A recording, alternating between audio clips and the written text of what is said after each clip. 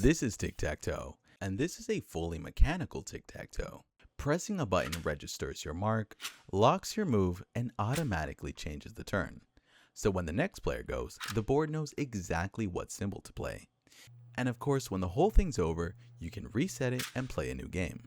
Surely, a game made of 4 lines and 2 symbols can't be that hard to recreate, right? Well, I was wrong.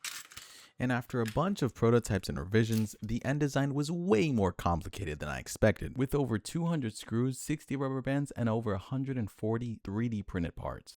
To start a game, you first press the center button to set the first play. In this case, I've just marked X to start. Clicking any button marks X as expected, and now it's just flip the turn. So in the next press, we'll mark O. Of course, you just keep going back and forth until someone wins the game.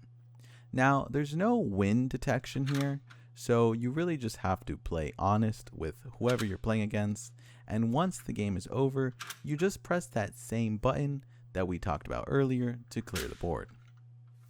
Taking a closer look, you can see there's actually a lot going on inside of each button. Every button press is actually triggering a chain reaction of mechanical movements, and I can use this model to help explain. Pressing down presses the finger against the sign arm, raising that sign. There's a secondary movement that happens when the finger rides against this slanted ramp and actually pushes the entire assembly sideways. That secondary movement is what sets up for the next turn. So the next player that goes has the opposite sign.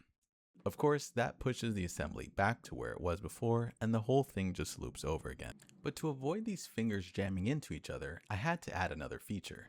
And of course, the answer was using more rubber bands.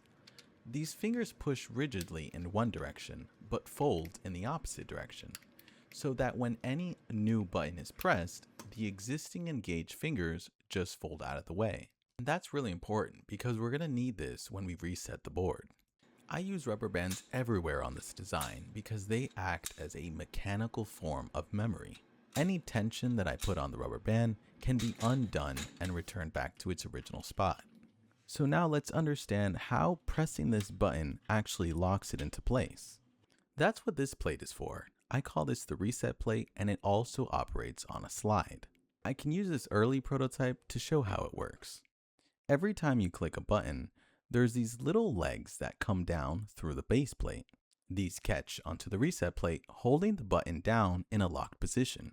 That is until you slide the reset plate, which has holes that allow the button to spring back up. Of course, this early prototype was a bit broken, so normally pieces won't come flying off when you reset it.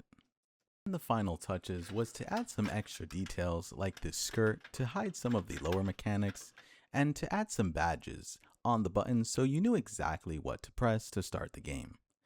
In the end, I really like the look of this thing. It has a cross between a chessboard and steampunk, which is pretty cool. But that's it. That's my mechanical tic-tac-toe machine.